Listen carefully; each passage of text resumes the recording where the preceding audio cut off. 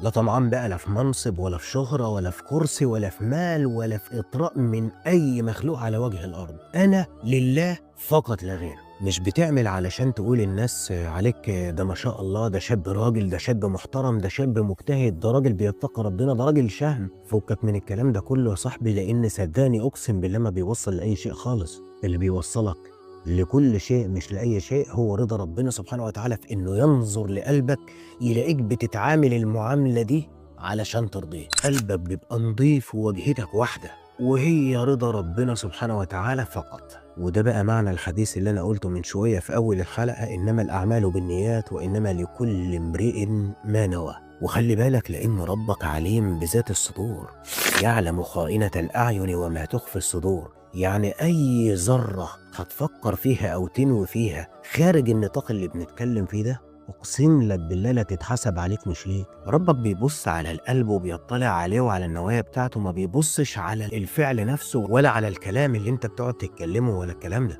ربك سبحانه وتعالى مش رب قلوب بس زي ما هما بيقولوا، ربك مطلع على قلبك قبل ما بيطلع على شكلك.